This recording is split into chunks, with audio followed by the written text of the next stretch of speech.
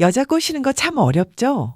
어렵게 꼬셨으면 당연히 오래 만나야 하는 거고요. 근데 현실은 이게 참 마음처럼 쉽지가 않다는 겁니다. 공들여서 탑 쌓아봤자 한 달도 안 돼서 무너지는 분들이 수두룩해요. 왜 누구는 몇 주 만의 차이고 누구는 10년 넘게 공떡을 이어가는지 궁금하지 않으세요? 이 차이를 모르면 여러분은 평생 여자 뒷공무니만 쫓다가 에너지 다 쓰고 끝납니다. 사실 불륜이라는 게 시작하는 과정 자체가 굉장히 피곤하고 공이 많이 들어갑니다. 적당한 상대를 찾아야지, 유혹해야지, 상호 합의까지 끌어내야지 이게 보통 일이 아니거든요. 이렇게 힘들게 만든 관계를 한 달 만에 끝내버리는 건 시간 낭비, 정력 낭비 그 자체입니다. 안정적으로 오래 지속하는 게 불륜하는 사람 입장에서도 훨씬 이득이고 편한 법이에요. 새로운 여자 찾으러 다니느라 기운 빼지 말고 하나를 만나도 제대로 깊게 만나는 법을 알아야 합니다. 오늘 제가 그 비법을 아주 맵게 탈탈 털어드릴게요. 이걸 알아야 여러분의 관계가 단순한 불장난이 아니라 든든한 보험처럼 오래가는 겁니다. 자칫 잘못해서 금방 들통나고 가정 풍비박산 나고 싶지 않다면 제 말 똑똑히 들으셔야 해요. 지금부터 알려드리는 특징들만 잘 파악해도 여러분의 연애 수명이 10배는 늘어납니다. 여기는 미쓰리의 공떡연구소입니다. 여자에 대해서 다 알려드려요. 그러니 구독과 좋아요 눌러주시고 알림 설정까지 해주세요. 구독과 좋아요 버튼이 미쓰리에게 아주 큰 힘이 됩니다. 감사합니다. 어렵게 꼬신 여자랑 딱 일주일 만나고 끝낼 거 아니잖아요? 오래가는 커플들의 첫 번째 비밀은 바로 자연스러움에 있습니다. 일부러 시간을 내서 모텔 가고 몰래 약속 잡아야 하는 관계는 금방 지치기 마련이거든요. 진짜 고수들은 직장 동료, 동호회, 학부모 모임 아니면 단골 가게 직원처럼 일상 속에서 만나요. 이게 왜 무서운지 아세요? 따로 약속을 하지 않아도 얼굴을 볼 수 있다는 거예요. 함께 있어도 주변에서 둘이 원래 아는 사이구나 하고 의심을 안 합니다. 억지로 핑계를 만들 필요가 없으니 꼬리가 길어도 잘 안 밟히는 거죠. 업무적인 고민을 나누거나 취미를 같이 하는 건 아주 훌륭한 명분이 됩니다. 배우자한테도 오늘 동호회 정기 모임이야 라고 말하면 끝이니까요. 이런 생활 밀착형 관계는 만남 자체가 일상의 한 부분이 되어버립니다.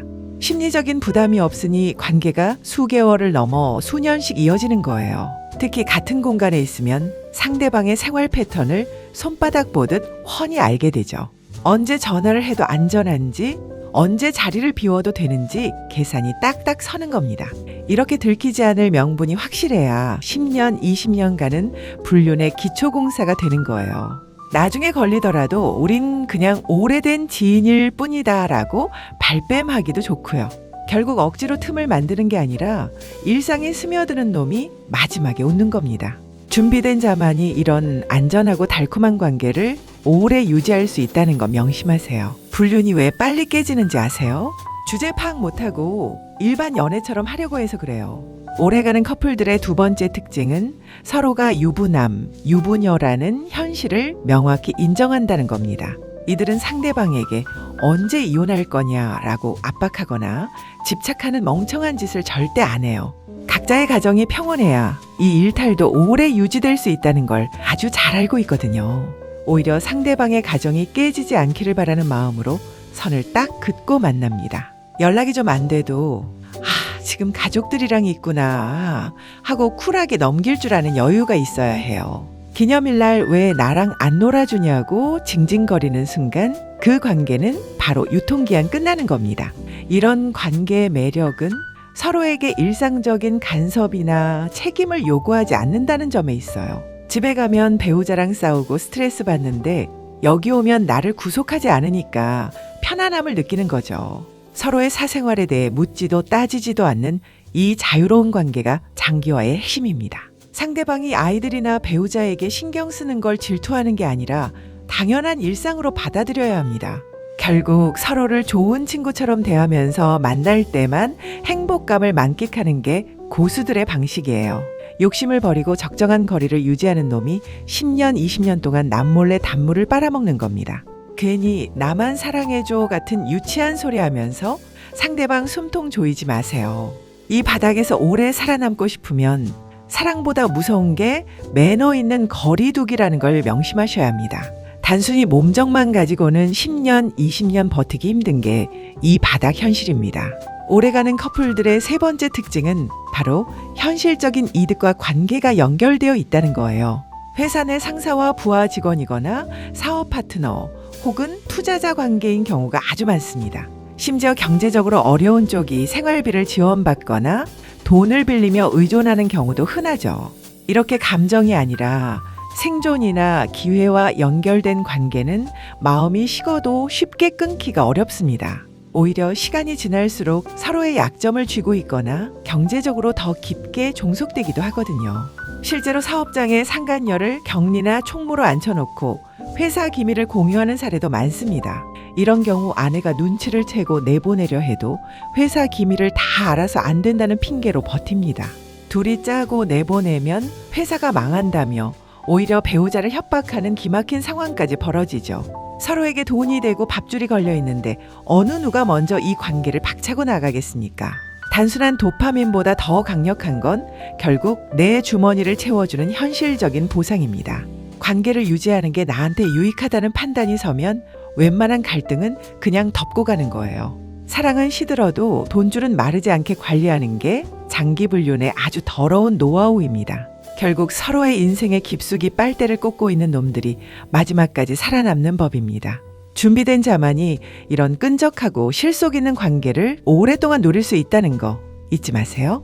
초반에 불꽃 튀고 스파크 일어나는 관계는 사실 의외로 금방 식어버립니다. 오래가는 커플들의 네 번째 특징은 격정적이기보다는 잔잔한 감정의 영역에서 만난다는 거예요. 상대방의 외모나 성적 매력에만 꽂히는 게 아니라 동질감이나 동정심 같은 감성적 영역이 맞아야 합니다.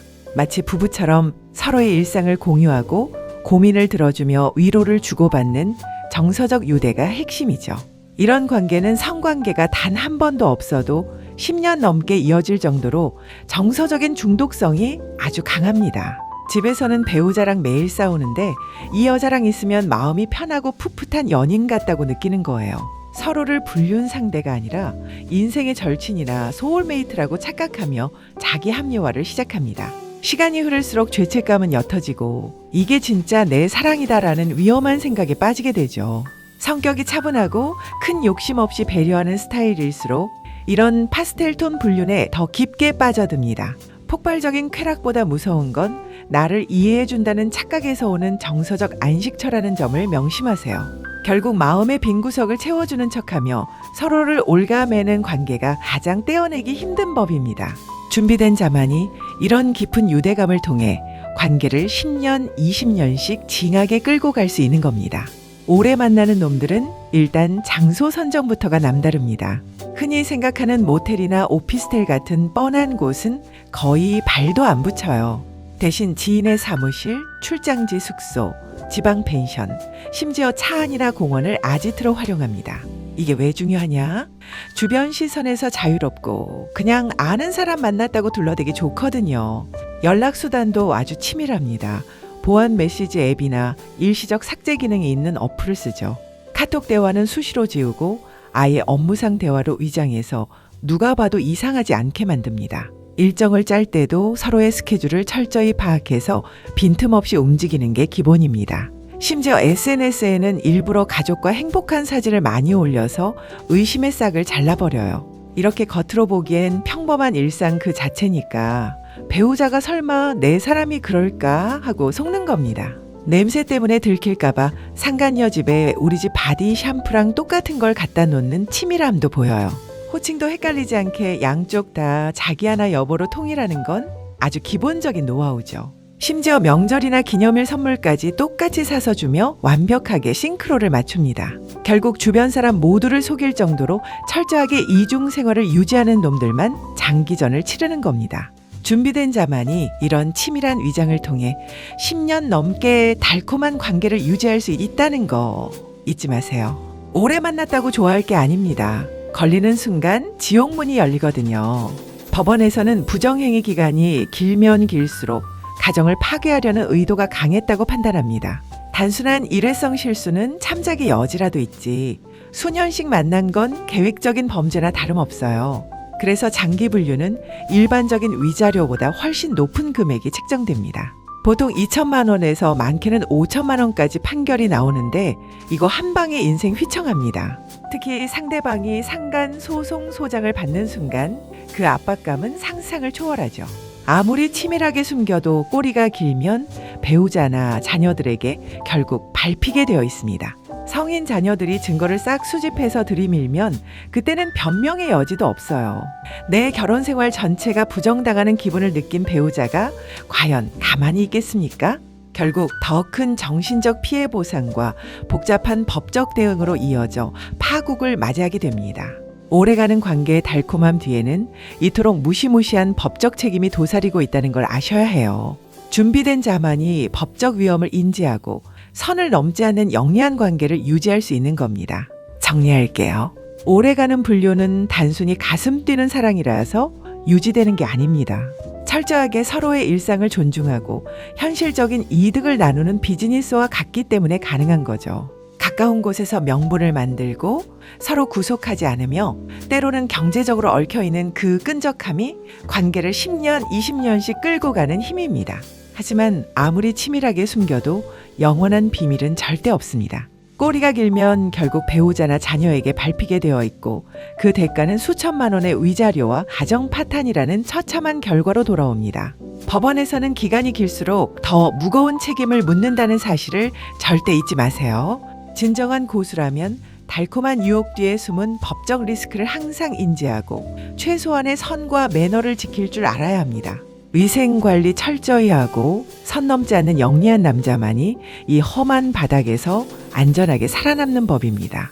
준비된 자만이 먹고 준비된 자만이 그 자리를 지킵니다. 구독과 좋아요는 진짜 여자 제대로 꼬시고 싶은 분들만 누르세요. 아니, 오늘은 여기까지 들으셨다면 꼭 눌러주세요. 지금까지 미쓰리의 공덕연구소였습니다. 궁금한 건 댓글에 끝!